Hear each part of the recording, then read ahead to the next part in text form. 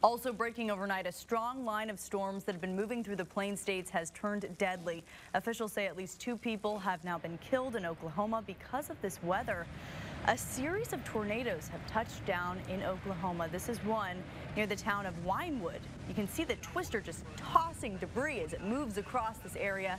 An even larger tornado was spotted near Sulphur, Oklahoma, prompting officials to shut down parts of Interstate 35. As you can see, this twister knocked over power lines, toppled trees, and destroyed at least 3 homes.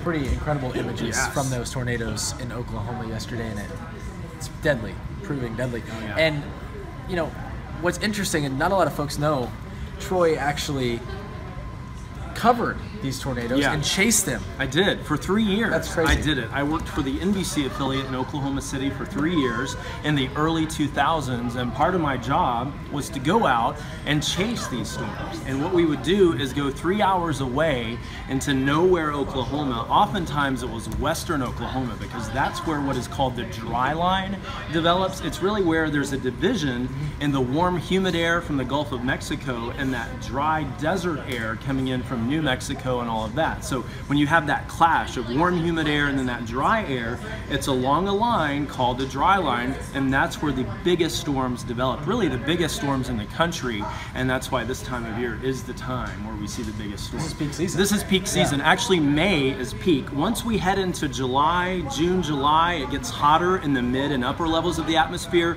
and that helps to kind of put a cap, as it's called, on these storms, and they don't get as big. So May is where we still have some cooler air in the mid levels of the atmosphere, and that's all you need. When you have warm air at the surface, that warm air rises, reaches into that cooler air, fires up those big storms, and tornadoes can drop. So that's why they're seeing them all right now. The images that we saw is really incredible. The magnitude of these storms. What is it like to see that up close in person? It's incredible. And you know, there are 2 seasons in that part of the country. This time of year, and then also in the fall, where you also have a clash of the air. And one time in October, I saw 3 tornadoes drop from the sky, one after the other, just off in the distance. And what you try to do is be in the right spot at the right time so that you can capture those images. Oftentimes it's very dangerous, but with TV stations, you're on the phone, you're in communication with the people back there looking at the radar, so you know exactly where to be. You always want to be out in front of the storm, not in the wrong place where that storm can come on by. And one time we were pretty close. We got some hail. Many times chasers get hail damage to their car because you can be caught in that hail core,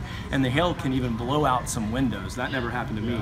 But being way far out there, you're chasing the storm, trying to get ahead of it, and when you're doing that, often that can be the most dangerous part, because you're going too fast on some country road, you could hit a power pole, you could hit another car. It's so scary, it can be for sure. Very scary, those storms are, and we're going to have much more on the developments and the cleanup efforts out there in Oklahoma today on News 6 starting at 4 o'clock.